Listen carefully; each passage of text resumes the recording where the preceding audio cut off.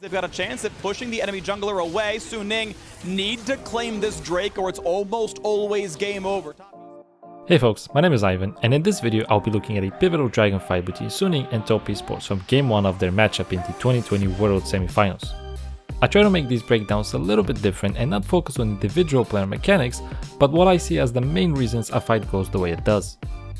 If you think that might be interesting, then I suggest you stick around, and if you feel like it, give me some feedback at the end. So let's get right into it. It's 22 minutes into the game, and Mountain Soul is available for TopEsports. After some fighting over the flanking position, Suning take over control of the back of the pit. Suning then start the dragon, pulling it towards the bottom of the map. At this point, both teams mirror their positions somewhat. Although Suning have more threat on the side, while TopEsports have most of theirs in the river. I think this is where Top could have looked to take over this space and be aggressive. Instead, Suning make a small push on the flank, which seems to make Top second guess where they should focus. 369 on the Jace backs off after missing his shock blast, making that side even more vulnerable for Top. Azir and Ezreal have now used this moment to take back the space in the river, and just like that, TopEsports find themselves with much less space than they had a few seconds ago.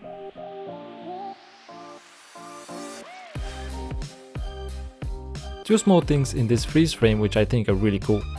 Azir moves towards the jungle, separating himself from the Ezreal while holding his soldiers in position.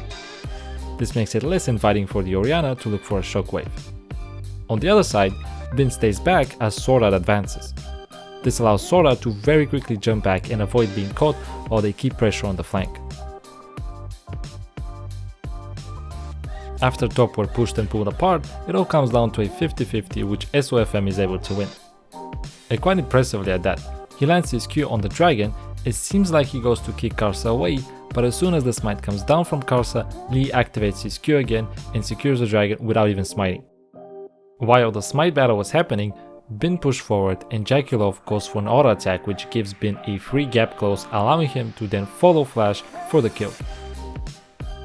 Karsa mistimed his ultimate and ults back a clone, while Yuyanja also seems to be too quick on the trigger and tries to stun an ulting Wukong. Knight had the Orianna ball on set and did not have time to reposition it to try and catch the 3 Suning members in the river.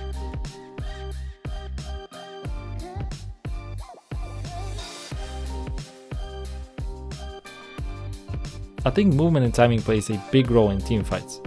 While this dragon did come down to a simple 50-50 which Karsa could have won, consider how difficult this was for TopEsports and how much they were pulled back and forth between the flank and the objective.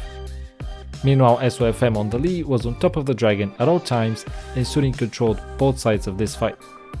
This should give at least a slight edge to SOFM when it comes down to timing his smite. And if you look at all the other seemingly simple mistakes like Jakilov getting in range of Wukong, Karsa ulting a clone, the Pantheon stun being wasted, Orianna shockwave coming in very late, and finally Jace not even being a factor in this fight, I would argue all these mistakes are not really mechanical. Rather, the position and timing of this fight was very off for TopEsports. In my view, TopEsports were too scared of the flank. They had opportunities in the river with Pantheon having flash and Orianna having ultimate. Karsa could have also pushed into the pit and had a perfect angle for an ultimate. That could have exposed him to Bin and Sorad going over the wall, but then you get a nice 2-man or 3-man shockwave in the pit and the flank would have collapsed and you would have Jhin and Jace safe in the back doing damage. Also, warding a flank is not really stopping it, and there are other ways to deal with an enemy trying to flank you, like rotating away from it. In that situation, 369 just needs to delay the flank since he has 2 people on him, giving TopEsports a numbers advantage on the other side. TopEsports did not look like they wanted to take any risk in this fight. They wanted to get a chance to steal the dragon, but not have to fight for it. While Suning took a chance at giving up the soul, they were in a great position to take the fight. And I really like how Bin and Sorad executed this flank.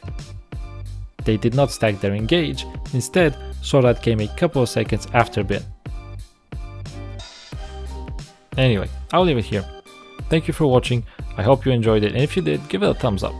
If you have any questions or disagreements, leave a comment, but most importantly, take care of yourself and have a nice day.